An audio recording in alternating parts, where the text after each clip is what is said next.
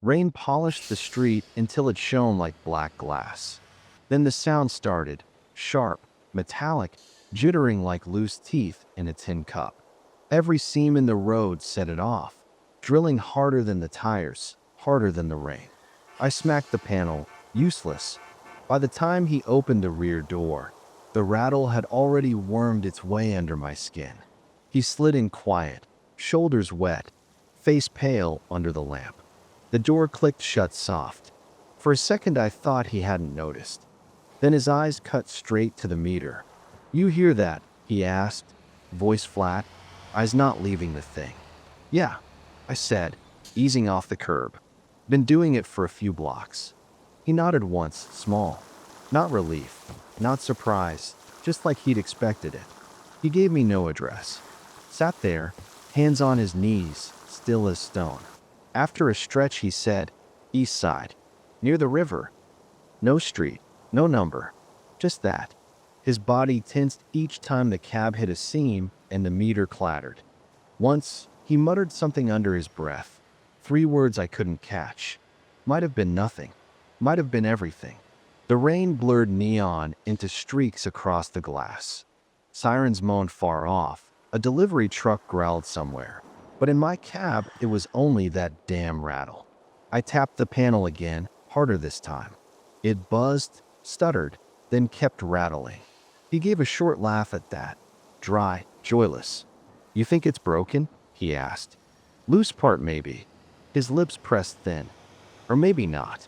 We rolled past the Flatiron, lost in low clouds. He never looked up. His stare was buried deep, like the rattle had hooked into him. I kept driving, wondering what kind of memory could make a man twitch at nothing but a sound. When we cut east, drizzle thickened, drumming the roof in uneven drops. He leaned forward suddenly. "Don't stay on the main. Take Avenue C." His voice had an edge, like we were avoiding something. I turned. Narrow streets swallowed us. Brick walls slick with rain, lamps buzzing weak cones of yellow. The rattle got sharper out here, each knock clear as glass. He exhaled through his nose, slow. "Back there," he muttered. "We used to count it. Every strike, every gap."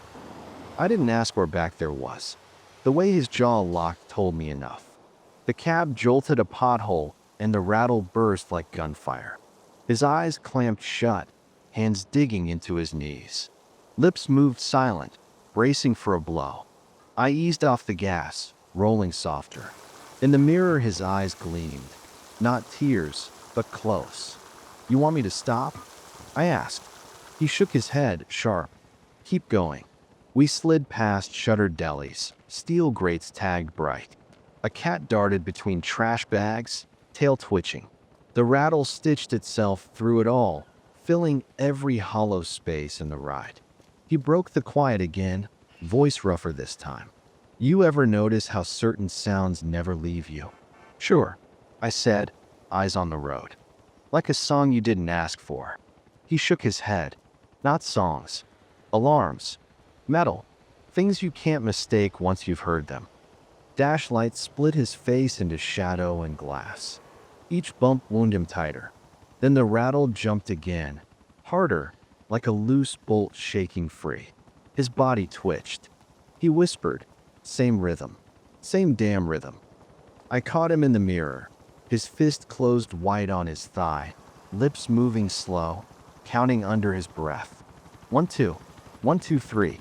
When we slid under the FDR, water dripping steady from the girders, he leaned forward, sharp.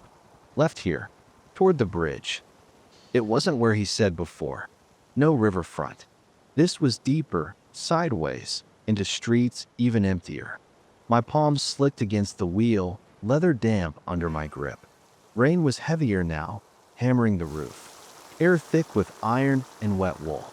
His voice cut through it. "In the barracks, at night, we heard it. Heater rattling. They told us it was nothing. But you counted anyway. Sometimes it was the only warning you got." He opened and closed his hand, restless, nails raw. The rattle volleyed again. He winced, jaw hard, and whispered like to himself, "They never came back."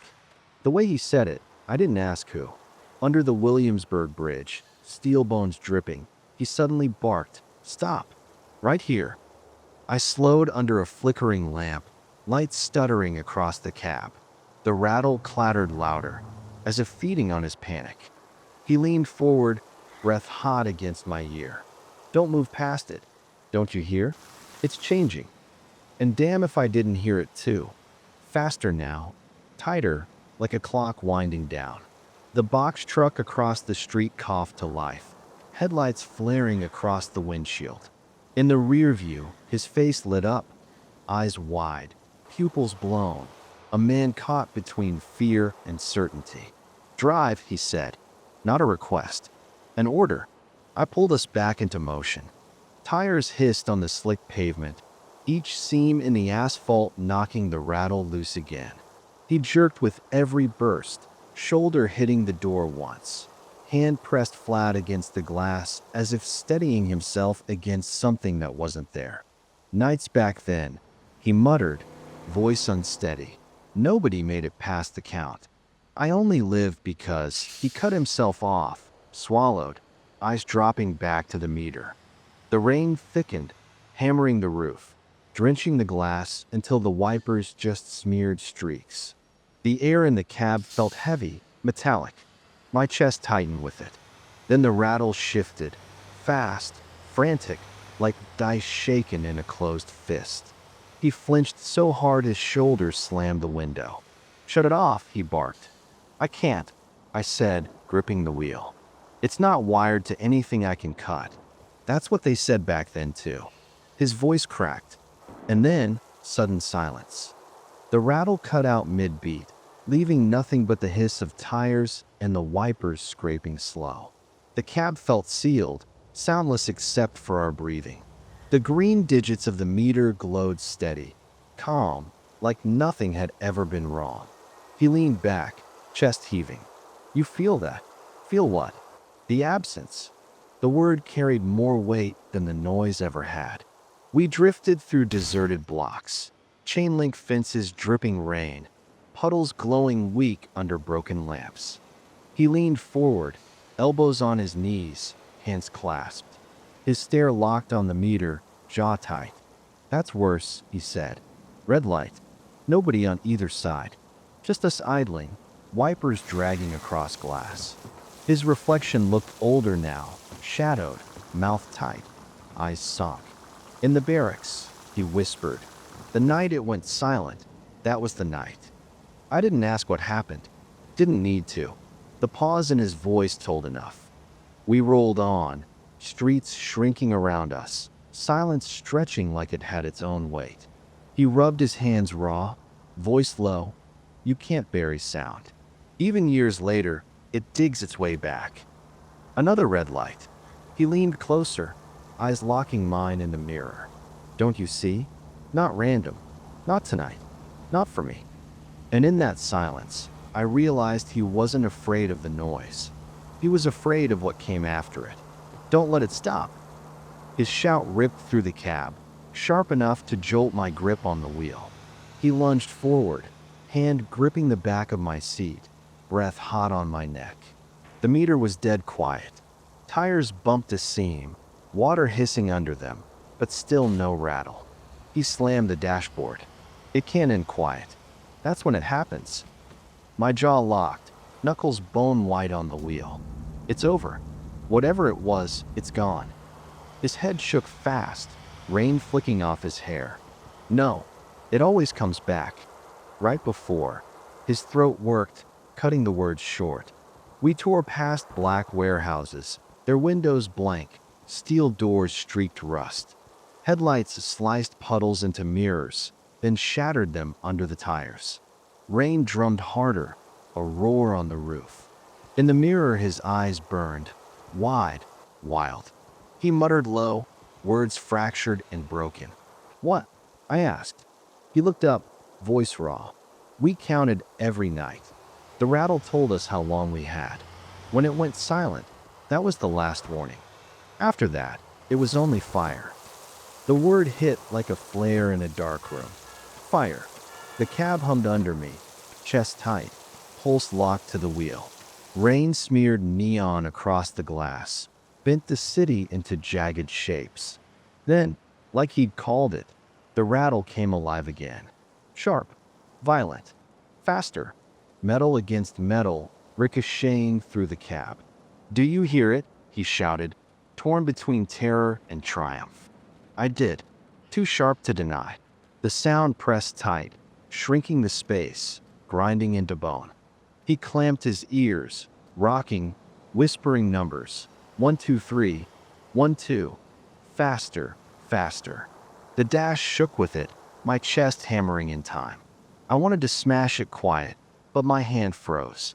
Rain hammered down, headlights carving the street into shards of light. His whisper cracked into a scream, numbers tearing out of him until silence. The cab slid forward, engine hum low, wipers dragging. Nothing else. Not a knock, not a clatter. Just him exhaling the last number, 0, and slumping back like the word itself had cut him loose. The hush that followed felt colder than the rain outside. He sat still, chest pulling sharp breaths, face hollowed by something deeper than exhaustion. The silence pressed thick between us, heavier than the rattle ever had. I kept the cab rolling slow along the river, headlights smearing over shuttered warehouses, chain-link fences dripping rain. The meter glowed steady, digits green, blank of sound. My eyes kept flicking to it anyway, waiting for a twitch that never came. Finally, his voice broke through, low and worn out. That's how it ended then. Same way. All the noise in the world, and then nothing. I didn't ask where. Didn't need to. The blocks hollowed out as the rain eased to drizzle.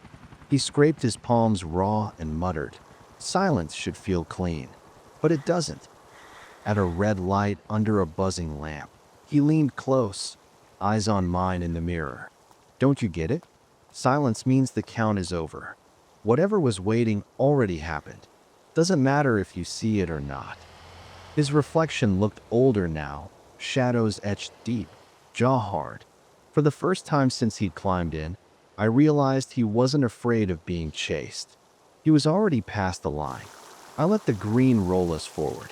The drizzle painted the street in crooked streaks. He tapped the glass once with a knuckle, hollow. "Here," he said. It wasn't a place worth naming, just another dead block by the water. Warehouses shuttered, one lamp buzzing weak over wet concrete. I pulled over, brakes squeaking faint.